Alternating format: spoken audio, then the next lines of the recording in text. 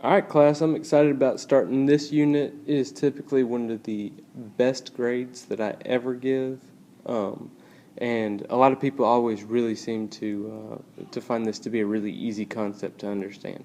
So, with that being said, you really do still have to listen, but I think that you should be able to basically grab all this information. Alright, so the unit that we're starting is on exponential functions, and it has a basic form. The keyword here being the exponent. That is where you're going to find x, okay, every single time. Down here you're going to find the base, okay, that's always going to be attached to your exponent. In a lot of the real world problems that we're going to do, you're going to see that your original value starts out there, okay. So if we're talking about the value of an iPad, it would be the value of an iPad, in the very beginning of its existence, okay, when it was originally sold. Alright, and then back here you're going to find what we always see on an exponential. You're going to find your horizontal asymptote. It's whatever value is being added or subtracted to the actual exponential. Alright, so with that being said, we're just going to look at some examples. Alright, so you will notice in pink, alright, the original amount for this first one would be 12, the second one would be 5, the original amount in this third exponential would be 525, and the last one you'll notice that there is nothing in front of the actual base, so we would consider this to be a 1. Alright, because that's basically 1 times this. Okay.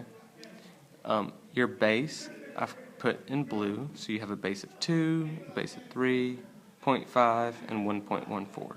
Okay, it's always attached to your exponent. Okay, so you have your exponent, exponent, exponent, exponent. It's pretty easy. And then again, you have this horizontal asymptote. So in this case, it would be a positive 5, or a negative 3, or an 18.5. Or on this last one, you don't have a number back there. It's not 1, it's actually 0. Okay, you're not adding anything. So the absence of a value back there means 0 is your asymptote. Alright, so you have two different kinds of exponential.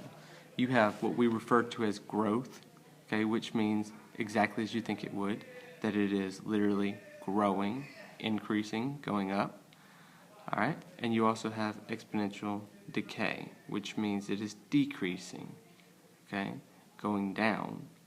Alright, you always read from left to right. Alright, and there's a really easy way to do this without having to graph every single one every single time. You just look at your base.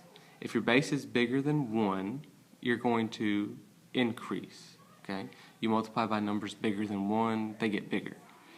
But if you multiply by numbers that are between 0 and 1, it actually does not get bigger, it gets smaller. So that would be a decay. So this here, 4 to the x, that base is a 4, bigger than 1, that's a growth. 0.8, smaller than 1, it's a decay. 2.5 is bigger than 1, it's a growth. 5/3 represents the decimal 1.67, so it's a growth. 3/5 is 0.6, so that's less than 1, it's a decay. Alright, that's pretty as easy as I can make it. So what I'd like you to do, I want you to answer which ones here are going to represent growth. And again, you need to look at your base. So make sure that you look at your bases. Okay? Bigger than 1, growth. Smaller than 1, decay. Alright, so what you should have found is that this is a growth, while C is also a growth, and E is also a growth.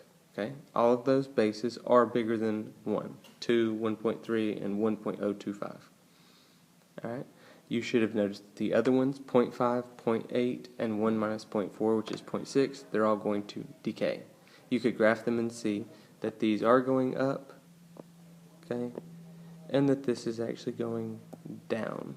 Okay, so that's just kind of a general look to an exponential. It kind of looks like the back of a chair if you look at it.